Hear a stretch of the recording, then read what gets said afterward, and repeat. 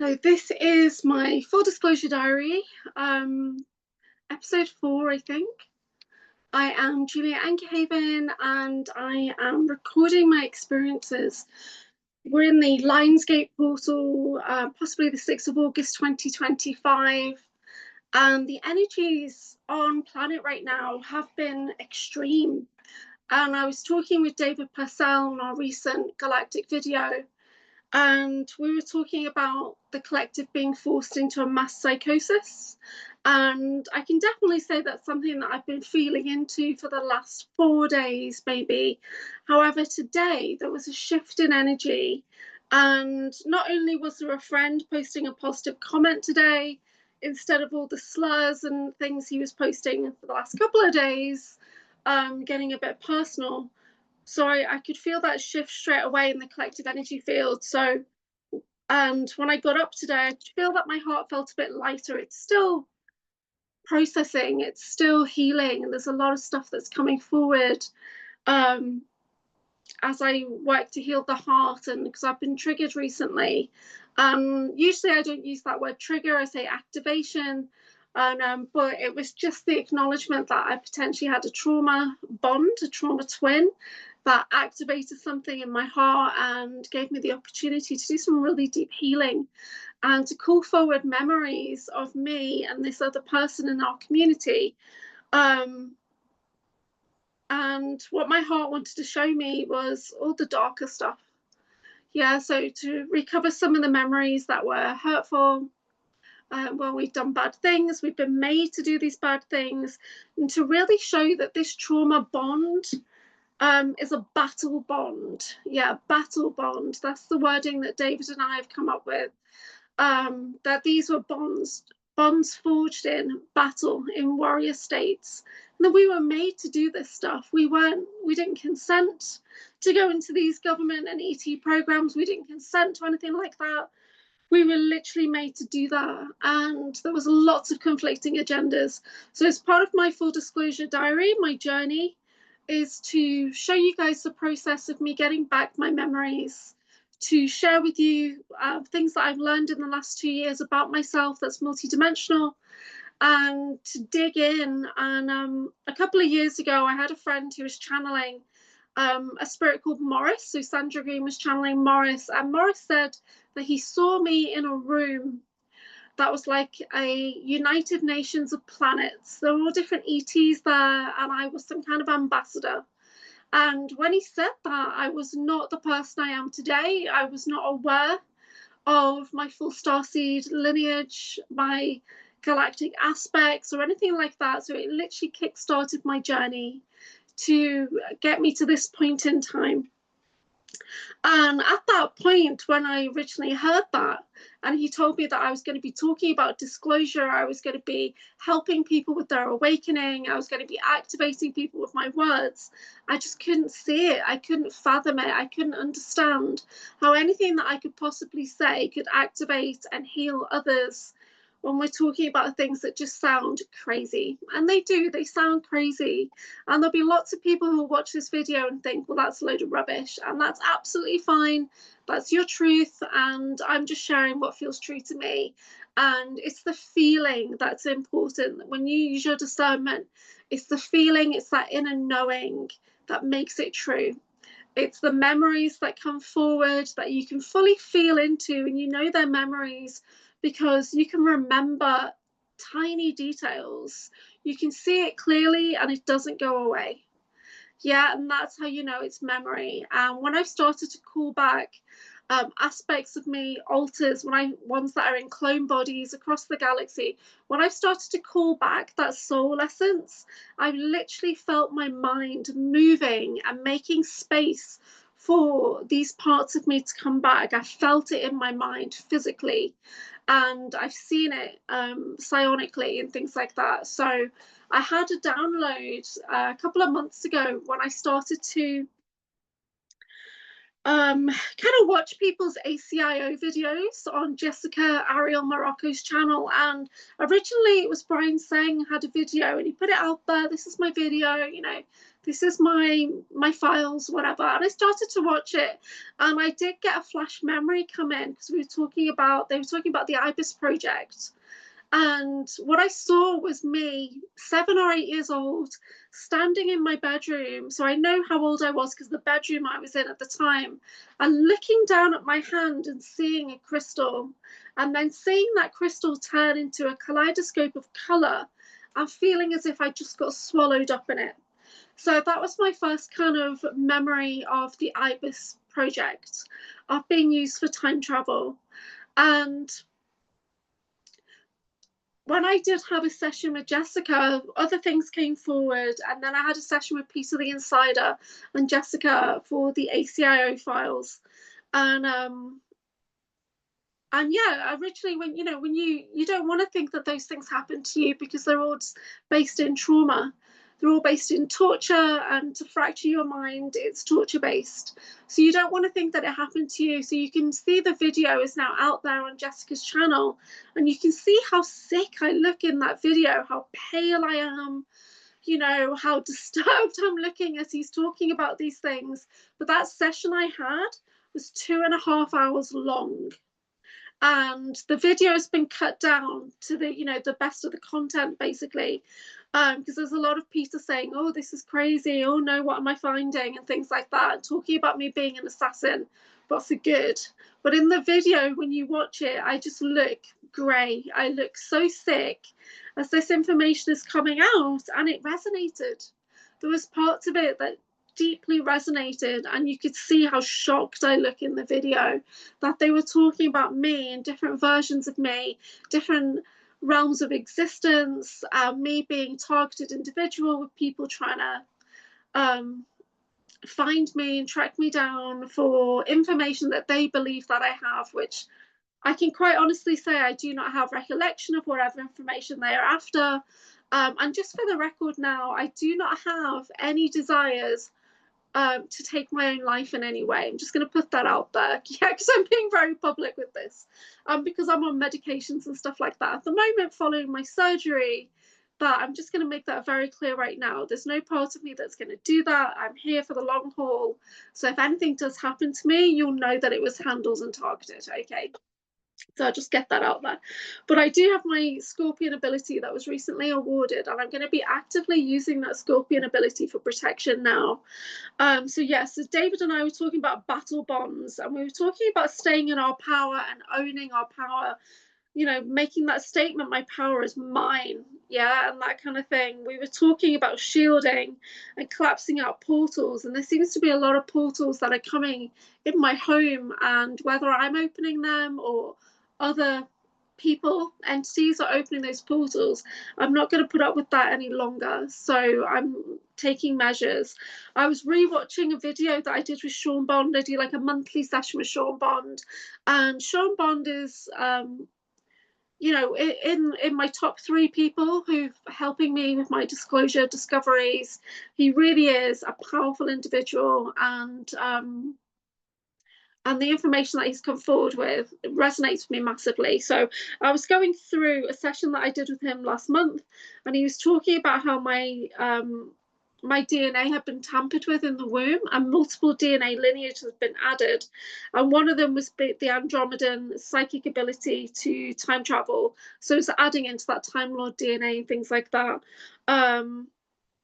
We were talking about DNA records and how there's a version of me that goes all the way back to Lyra, and where I had the ability to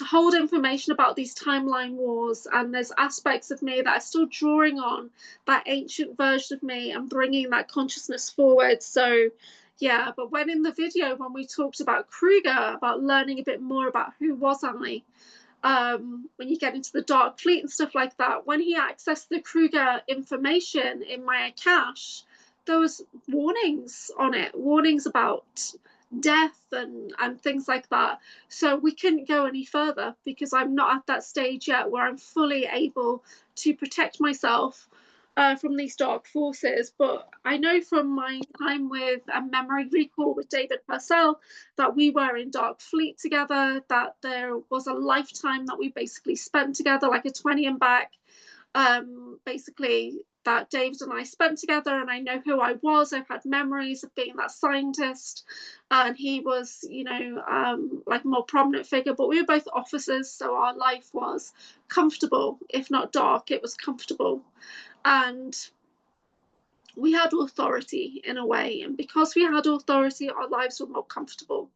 But I know there's many versions of me where I did not have authority, where my life was very uncomfortable and there was a lot of torture and things involved. So there's a lot of other projects that I've been involved in. I've only just kind of scraped the surface, because I've had one session with the ACIO, with Peter the Insider and Jessica Morocco, and unless you've got the right questions, they don't give you the information. So you've got to know what it is that you're looking for. You've got to know what to ask. So at some point in the future, I may have another session, but I'm going to be more prepared next time to get the maximum amount of information out of that session so I can. So although I don't fully agree with that faction or whoever they may be, or let us believe they are, it is useful to have access to that information. So yeah, so I may have another session at some point, and it did answer a lot of questions for me. So I do believe there's an aspect of them that does good work. So, but from feeling into the merge situation, Drago and I have both come to the same conclusion. Yeah, we weren't rescued. We weren't refugees that were rescued. We were taken from one project to the next. We were reassigned, we were utilized for our skill set and for the fact that we were powerful and that we could take the maximum amount of reprogramming and torture and things like that. So we know that no matter what you say, it definitely wasn't a refugee group. It wasn't that we were saved or whatever. We were literally taken and reassigned by the most powerful force at that point in time. And that's one of the things about the super soldier community and all the different factions are there, that they're all just pitting against each other, and you literally are just mercenaries for the highest bidder. So there's that to deal with. And then recently I've been dealing with the battle bond, which has not been easy, and I still feel it there. But on my video with Sean Bond, and I'm going to be having another session with him soon, hopefully, we were talking about alters and how you can have millions of alters, millions of fractures and versions of you, and how a lot of the alters reside in my soul, in my solar plexus, but some of them were consciously in my mind. And some of these alters have been programmed to work against me, to stop me remembering, to stop me being my highest version. But the alters were compartmentalized, and you might have one really good, powerful altar, and then around it you'll have lots of other altars, just trying to protect that altar to stop you gaining access, or to I can't think of the word to use now, but it was what's the word? Yes, but these altars are working against me. And so looking at how to activate the altars, doing the vision work on it, to tune into parts of me, to own it and not let it control me. So this is compartmentalized aspects that need healing.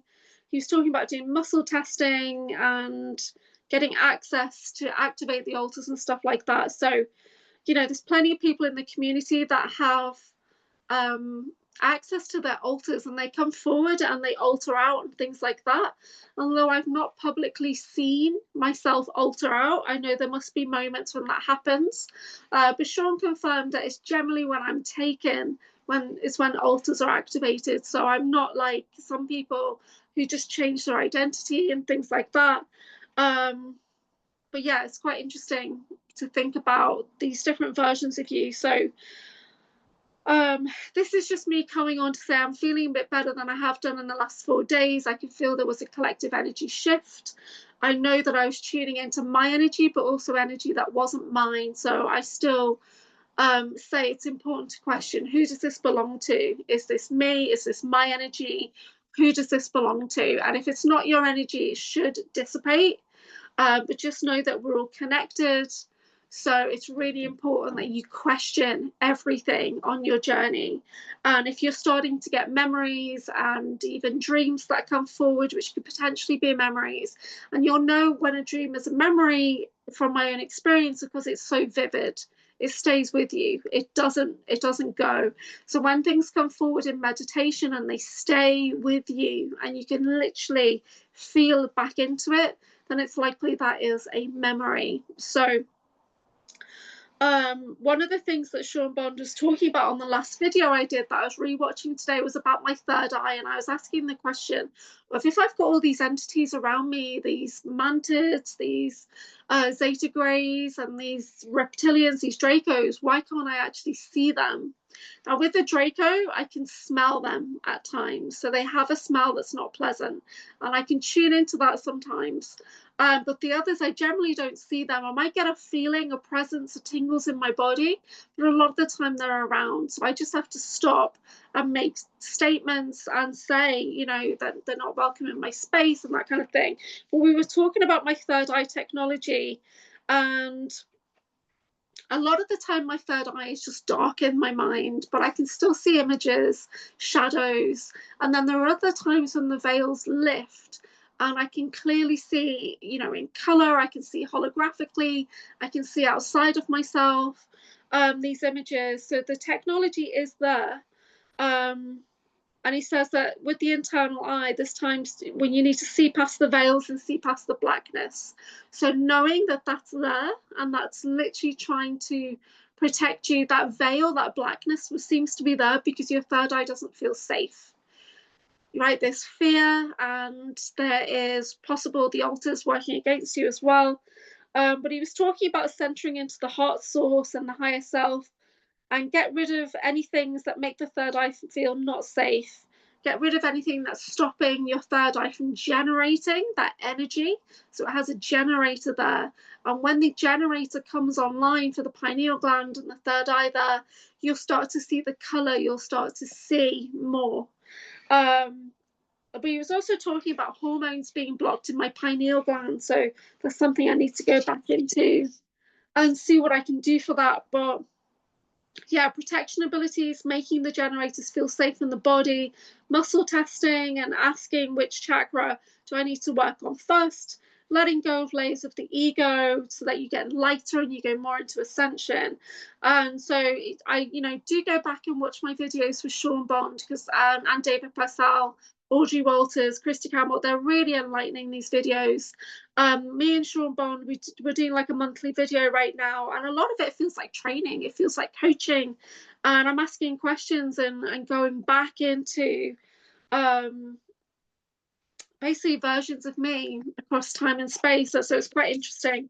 So this journey of discovery that you're on, whether you make it public or not, it's important to have people to talk to. It's important to have people who are on the same wavelength as you and who understand what you're saying and who are not going to tell you that you're mad or insane or in psychosis. Yeah.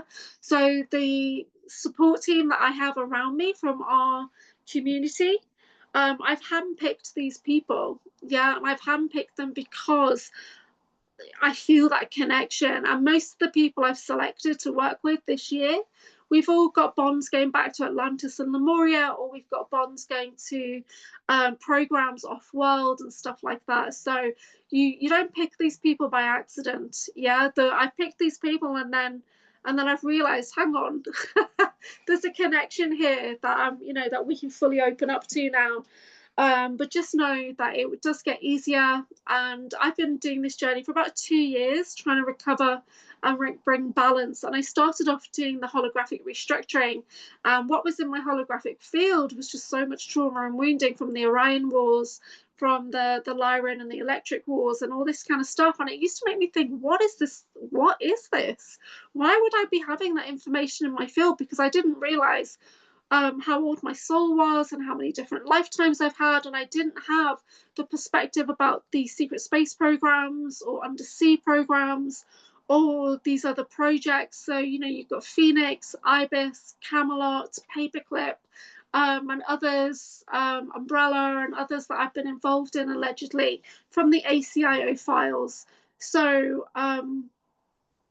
And the information I got from those files have been verified in different ways with different people and with my heart and my mind. So it's just important to have people around you that you can talk to. And yeah, it's not comfortable, but people you trust. Um, so yeah, it doesn't have to be me, obviously, because I'm on my own journey as well. But I do essential assistance generally for beginners. Is what I do. I work with people who are beginners who are just trying to make sense of their awakening. But for my own personal journey, I work with an extended chakra system. I work with people who are obviously a lot more aware, awake and aware than I am. But there's people out there. So just know that the world is changing, and it's important for us to talk about these things as much as we can, as much as it hurts and as much as it doesn't make sense, and you need to upgrade your gnosis, which I've been told by many people in the last 5 years. But it's an active thing that I'm working on. So thank you for watching. This is just my personal take on things. I'm not looking for comments or acceptance or anything like that. As I decipher and decode who I am, I'm going to share it with you as much as I can, whether it's raw or positive or whatever. I am committed to the full disclosure movement and sharing this information. So hang in there, guys.